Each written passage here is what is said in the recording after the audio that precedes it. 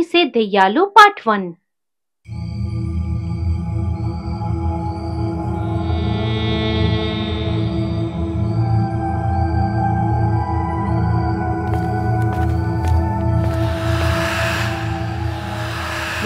నన్ను చంపొద్దు. మీరు ఉన్నది చావడానికి, మేము ఉన్నది చంపడానికి రా. నువ్వు ఈ భూమికి భారంలే, కాబట్టి నీ ఆయువు మాకు ఇచ్చే. పద్మావతి అనే మహిళ ఓ రోజు రాత్రిపూట కంగారుగా దగ్గరలో ఉన్న పోలీస్ స్టేషన్ వద్దకు వెళ్తుంది. అక్కడ స్టేషన్ లో కంప్లైంట్ ఇవ్వడానికి రైటర్ వద్దకు వెళ్ళగా అతడు ఆమెను చూసి సమస్య ఏంటని అడుగుతాడు. దానికి పద్మావతి బాధపడుతూ, నా పేరు పద్మావతి అండి. మా అబ్బాయి విజయ్ పని మీద వేరే ఊరు వెళ్ళాడు. వారంలో వస్తానని చెప్పి వెళ్ళినవాడు ఇప్పటి వరకు కనీసం ఒక ఫోన్ కూడా చేయలేదండి. నాకేదో భయంగా ఉంది. భయపడకమ్మా, కంప్లైంట్ రాసుకుంటా. వివరాలు చెప్పండి. అప్పుడు పద్మావతి వివరాలు చెబుతుంటే ఆ రైటర్ రాసుకుంటూ ఉంటాడు. ఇంతకీ మీ అబ్బాయి ఏ ఊరు వెళ్ళాడు? అదేదో శివకోడు అని చెప్పాడండి. ఎప్పుడైతే పద్మావతి ఊరి పేరు శివకోడు అని చెబుతుందో అక్కడున్న వారంతా షాక్ అవుతారు. ఇక రైటర్ కంప్లైంట్ రాయడం మానేసి పద్మావతి వైపు చూస్తుంటాడు. అక్కడ తన చుట్టూ ఏం జరుగుతుందో పద్మావతికి అసలు ఏమీ అర్థం కాదు. అయితే వెంటనే తన కొడుకును వెతికి తిరిగి తీసుకురమ్మని పద్మావతి ప్రాధేయపడుతూ అడుగుతుంటుంది. అప్పుడు ఆమె బాధను చూసిన రైటర్ పద్మావతితో, మమ్మల్ని క్షమించండి. ఆ గ్రామంలోకి వెళ్లిన వాళ్ళు తిరిగి రారు. అక్కడ ఏదో తెలియని మర్మం దాగి ఉంది. కాబట్టి మేమే కాదు, ఎవరో మీకు సాయం చేయలేరమ్మా. రైటర్ మాటలు విన్న పద్మావతి బాధపడి అక్కడ నుండి నిరాశగా స్టేషన్ బయటకు వచ్చేస్తుంది. అసలు ఆ ఊర్లో ఏం జరుగుతుందో ఆమెకు తెలియదు. కానీ ఎలాగైనా తన కొడుకుని తిరిగి తీసుకురావాలని నిర్ణయించుకుని ఒంటరిగా అక్కడ నుండి శివకోడు గ్రామానికి బయలుదేరుతుంది. నిర్మానుష్యంగా ఉన్న ఈ ప్రాంతమే శివకోడు. అయితే ఈ గ్రామంలో చాలా చోట్ల కొన్ని శవాలు నేల మీద పడి ఉన్నాయి. అలానే ఆ ఊర్లో ఉండే ఒక చెట్టు వద్ద శాకిని, దాయిని అనే 2 ఆయువు తీసే దెయ్యాలు మాట్లాడుకుంటూ ఉంటాయి. మన చావుకి కారణం ఎప్పుడు తెలుసుకుంటాం? అది తెలియాలంటే ఆ మాంత్రికుడు చెప్పినట్టు 99 మంది ఆయువులు తీయాలి. మనం ఆ లెక్కకు దగ్గరలోనే ఉన్నాం. అయితే పద, ఈ రోజు ఎవరైనా చిక్కుతారేమో చూద్దాం అని ఆ 2 దెయ్యాలు మనుషుల కోసం వెతుకుతూ ఊర్లో తిరుగుతుంటాయి. మరోవైపు ఆ గ్రామం నుండి తప్పించుకోవాలని ఒక భార్యాభర్తలిద్దరూ ఇంట్లో నుండి బయటకొస్తారు. అలా వారు చుట్టూ చూసుకుని ముందుకు అడుగులు వేస్తూ వెళ్తుండగా దారి మధ్యలో కొన్ని శవాలు కనిపిస్తాయి. అయితే వాటిని చూసి భార్య భయపడుతుంటే ఆమె భర్త ధైర్యం చెబుతూ ముందుకు తీసుకువెళ్లే ప్రయత్నం చేస్తుంటాడు. ఏవండి, నా వల్ల కాదు. మనం గాని ఆ దెయ్యాల కంట పడితే మన పని అయిపోయినట్టే. అలా ఏం జరగదు, నేనున్నాను కదా, ధైర్యంగా ఉండు. ఏదోలా ఈ ఊరు దాటితే మన ప్రాణాలు దక్కించుకోవచ్చు అని భార్యకు నచ్చచెప్పి ముందుకు తీసుకుని వెళ్తుంటాడు. అలా వారు చీకట్లో నడుస్తుంటే వారి అడుగు శబ్దాలు కూడా స్పష్టంగా వినిపిస్తుంటాయి. దాని అర్థం ఊరు అంతా నిశ్శబ్దంగా ఉంది. ఇక చివరికి ఇద్దరు ఊరి పొలిమేర వద్దకు చేరుకునేసరికి అక్కడ ఆ దెయ్యాలు ఎదురు చూస్తూ ఉంటాయి. దాంతో వారు దెయ్యాలను చూసి భయంతో వణికిపోతూ ఉంటారు. అప్పుడు ఆ 2 దెయ్యాలు ఎగురుతూ వారి ముందుకొస్తుంటాయి. మాతో ఒక్క మాట కూడా చెప్పకుండా ఊరు విడిచి వెళ్ళిపోతున్నారా? పోనీలే, ఇప్పుడైనా మన కంట పడ్డారు కదా. ఎందుకని మా ప్రాణాలు తీస్తున్నారు? అసలు మీకేం కావాలి? అది మీకు చెప్పినా అర్థం కాదులే. అయినా మీరు భయపడకండి, నొప్పి తెలియకుండా మీ ఆయువులు తీసుకుంటాం. అప్పుడు ఆ 2 దెయ్యాలు ఎదురుగా ఉన్న మనుషుల శరీరం నుండి ప్రాణాలను తీసి తమలో కలిపేసుకుంటాయి. ఆ తర్వాత సంతోషంగా గ్రామంలోకి వెళ్లి తిరుగుతూ గట్టిగా అరుస్తుంటాయి. నిజానికి ఈ దెయ్యాలకు ఇంట్లోకి ప్రవేశించే శక్తి లేదు. దాంతో ప్రజలు ఎప్పుడు బయటకొస్తారా అని ఎదురు చూస్తూ ఉంటాయి. అలా సమయం గడుస్తూ తెల్లవారుతూ వెలుగు వస్తున్నప్పుడు ఆ 2 దెయ్యాలు అక్కడ నుండి మాయమైపోతాయి. ఆ తర్వాత విచిత్రంగా సూర్యుని వెలుగు పడగానే చచ్చిపడి ఉన్న శవాలు ఒక్కొక్కటిగా తిరిగి లేస్తాయి. అయితే వారి కళ్ళు తెల్లగా ఉంటూ ఎటువంటి స్పందన లేకుండా అటూ ఇటూ తిరుగుతుంటారు. ఇదిలా ఉండగా పద్మావతి కొడుకైన విజయ్ ఒక ఇంట్లో ముసలి వ్యక్తితో కలిసి ఉంటాడు. ఆ సమయంలో విజయ్ కిటికీ నుండి బయటకు చూసినప్పుడు చచ్చిన వారంతా లేచి తిరగడం గమనిస్తాడు. బాబు విజయ్, బయట పరిస్థితి ఎలా ఉంది? వారు తిరిగి మళ్ళీ లేచారు తాత. రాత్రిపూట తప్పించుకుందామంటే దయ్యాలు తిరుగుతాయి. పోనీ అవి లేనప్పుడు తప్పించుకుందామంటే బయట ఆ దయ్యాల అదుపులో ఉండే శవాలు తిరుగుతున్నాయి. అయితే మనం ఇక్కడ చావలసిందేనా? భయపడకండి తాత, మనం బయటపడడానికి ఏదో ఒక మార్గం ఉంటుంది. కాకపోతే నా ఆలోచన అంతా మా అమ్మ మీదే. పాపం నా కోసం కంగారు పడుతూ ఉంటుంది అని విజయ్ తన తల్లి గురించి తలుచుకుని బాధపడతాడు. అయితే బయట తిరిగే ఆ శవాలు పగటిపూట మనుషులు కాని తప్పించుకునే ప్రయత్నం చేసి అవి తిరిగి వారిని ఊర్లోకి తీసుకొచ్చి పడేస్తాయి.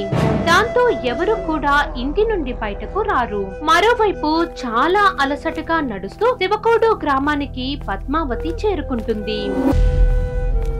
ఆ సమయంలో కొద్ది దూరంలో అటు ఇటు నడుస్తున్న 2 శవాలను చూసిన పద్మావతి, భగవంతుడా, రాత్రి నుండి ప్రయాణం చేస్తున్న నాకు ఇప్పటికీ ఒక మనిషి కనిపించాడు. వాళ్ళ దగ్గరకు వెళ్లి నా కొడుకు గురించి అడుగుతా అని పద్మావతి వారిని మామూలు మనుషులు అనుకుని దగ్గరకు వెళ్తుంది. అయితే కొడుకు గురించి తెలుసుకోవాలనే కంగారులో వాళ్ళ కళ్ళను పద్మావతి గమనించకుండా తన కొడుకు విజయ్ గురించి అడుగుతుంది. కానీ వారు ఎటువంటి సమాధానం చెప్పరు. దాంతో చేసేదేమీ లేక అలా ముందుకు వెళ్తుంది. అలా గ్రామంలోకి చేరుకున్న పద్మావతి చాలా మందితో మాట్లాడే ప్రయత్నం చేస్తుంది, కానీ ఏం ప్రయోజనం ఉండదు. దాంతో అక్కడున్న ఇంటి తలుపులను కొడుతుంది. అయితే లోపల ఉన్న వారు దెయ్యాల మీద భయంతో తలుపులు తెరవరు. ఇక చివరికి కొన్ని ఇళ్ల తలుపులు కొట్టిన తర్వాత ప్రయాణం చేసి అలసిపోవడం వల్ల పద్మావతి ఒక ఇంటి అరుగు మీద విశ్రాంతి తీసుకుంటుంది. మరోవైపు ఆ ఊరికి కొద్ది దూరంలో ఉన్న జోదాలి కొండ మీద ఒక మాంత్రికుడు పూజలు చేస్తుంటాడు. ఆ సమయంలో ఆ 2 దెయ్యాలు మాంత్రికుడు ఎదురుగా ప్రత్యక్షమవుతాయి. మా చావుకి కారణం ఎప్పుడు తెలుస్తుంది మాత్రిక? అది మీరు తీసే ఆయువుల మీద ఆధారపడి ఉంటుంది. మరో 40 ప్రాణాలు తీస్తే చాలు, మీ ప్రశ్నకు సమాధానం దొరుకుతుంది. 40 కాదు, 400 ప్రాణాలైనా తీయడానికి మేము సిద్ధమే. కానీ ఆ మనుషులు మాత్రం ఇంట్లో నుండి బయటకు రావట్లేదు. అది మీ సమస్య. ఎంత త్వరగా వీలైతే అంత త్వరగా పని పూర్తి చెయ్యండి, లేదంటే ఎప్పటికీ మీరు ఈ లోకాన్ని విడిచి వెళ్ళలేరు అని చెప్పి మాంత్రికుడు తిరిగి కళ్ళు మూసుకుని మంత్రాలు చదువుకుంటాడు. ఆ తర్వాత 2 దెయ్యాలు కూడా అక్కడ నుండి మాయమైపోగా ఊర్లో సమయం గడుస్తుంది. అయితే కొద్దిసేపటికి పద్మావతి నిద్రలేచి తిరిగి తన కొడుకు కోసం మళ్ళీ వెతుకుతుంది. ఒకవేళ తన బిడ్డకు ఏదైనా ప్రమాదం జరిగిందా అని బాధపడుతూ ముందుకు వెళ్తున్న సమయంలో ఆమెకు ఒక గుడి కనిపిస్తుంది. అప్పుడు పద్మావతి కళ్ళు మూసుకుని గుడి బయట నిలబడి కొడుకు కోసం వేడుకుంటుంది. అదే సమయంలో మెల్లిగా సమయం గడుస్తూ చీకటి పడుతుండగా శవాలన్నీ తిరిగి నేల మీద పడిపోతాయి. అది చూసి పద్మావతి ఆశ్చర్యపోతుంది. ఇదిలా ఉండగా మరోవైపు విజయ్ కిటికీ నుండి బయటకు చూసి, తప్పించుకోవడానికి మార్గం ఉందేమో, నేను వెళ్ళి చూస్తా తాత.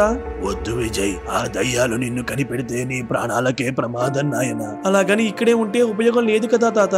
కానీ కోరి కోరి ప్రమాదం తెచ్చుకోవడం ఎందుకు విజయ్? నువ్వేం కంగారు పడకు తాత, నేను వెళ్ళి త్వరగా వచ్చేస్తా అని విజయ్ ధైర్యం తెచ్చుకుని ఇంటి నుండి బయటకు వస్తాడు. అయితే ఊరంతా ప్రశాంతతతో ఉండగా చీకట్లో విజయ్ మెల్లిగా నడుస్తూ వెళ్తాడు. అలా కొద్ది దూరం వెళ్లిన తర్వాత ఏదో గజల శబ్దం వినిపిస్తుంది. వెంటనే భయంతో పక్కకు వెళ్లి దాక్కుని గమనిస్తాడు. అప్పుడు ఆ చీకట్లో నుండి విజయ్ తల్లి పద్మావతి నడుచుకుంటూ వస్తుంది. ఆమెను చూసిన విజయ్ ఒక్కసారిగా ఆశ్చర్యపోయి వెంటనే తల్లి వద్దకు పరిగెత్తుకుని వస్తాడు. ఆ సమయంలో పద్మావతి విజయ్ ని చూసి చాలా సంతోషపడుతుంది. ఎలా ఉన్నావమ్మా? అసలు నువ్వేంటి ఇక్కడ? నిన్ను వెతుక్కుంటూ వచ్చాకన్నా మళ్ళీ నిన్ను చూస్తా అనుకోలేదురా. అసలు ఈ ఊర్లో ఏం జరుగుతుంది? ఇప్పుడు నీకు వివరంగా చెప్పే సమయం లేదమ్మా, ముందు మనం ఎక్కడికైనా వెళ్ళి దాక్కోవాలి అని విజయ్ దెయ్యాల గురించి కంగారు పడుతుండగా సరిగ్గా ఆ సమయంలోనే దూరంగా దెయ్యాల నవ్వులు విజయ్ వింటాడు. అయితే అయితే దెయ్యాలు తమను కనిపెడితే చంపేశాయని వెంటనే తిరిగి ఇంటికి వెళ్లిపోవాలని అనుకుంటాడు. కానీ అప్పటికే ఇంటి నుండి చాలా దూరం రావడంతో వేరే ఏదైనా చోటులో దాక్కోవడానికి తన తల్లిని తీసుకుని వేగంగా నడుస్తుంటాడు. అయితే విజయ్ అక్కడ చుట్టూ ఉండే చెట్ల మధ్య నుండి నడుస్తూ దెయ్యాలు ఎటువైపు నుండి వస్తాయని కంగారు పడతాడు. వెంటనే మనకి 40 మంది ఆయువులు కావాలి, లేదంటే మాంత్రికుడు చెప్పినట్టు మనం ఈ లోకాన్ని విడిచి వెళ్ళలేము అని దాయిని దయ్యం మాట్లాడుతుంటే పక్కనున్న మరో దయ్యం మాత్రం అటూ ఇటూ చూస్తుంటుంది. అది గమనించిన దాయిని దయ్యం ఏమైందని అడుగగా, మన దగ్గరలో ఎవరో మనుషులు ఉన్నట్టున్నారు. అవునా, ఎక్కడున్నారు? కాసేపు నిశ్శబ్దంగా ఉండు.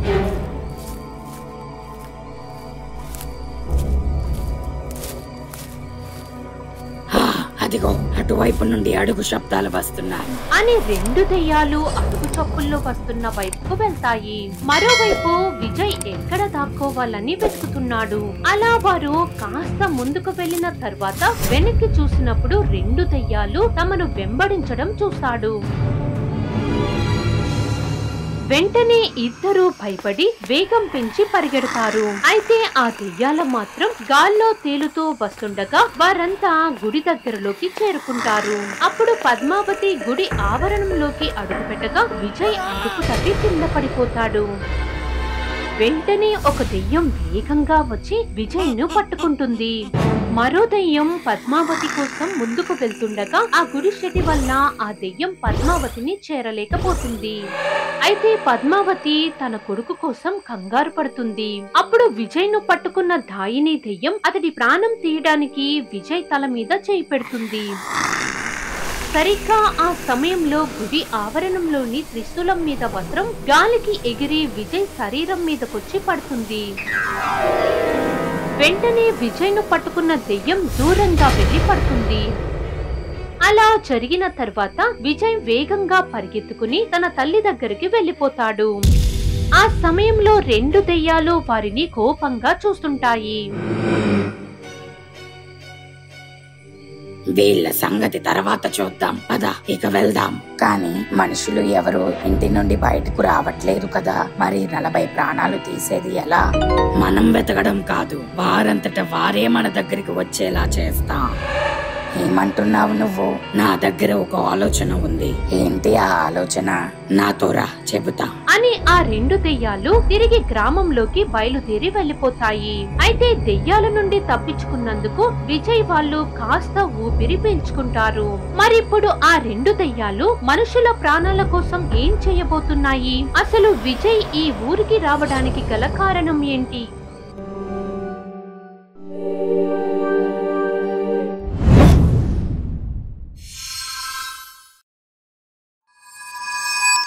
For more horror stories, please subscribe our channel.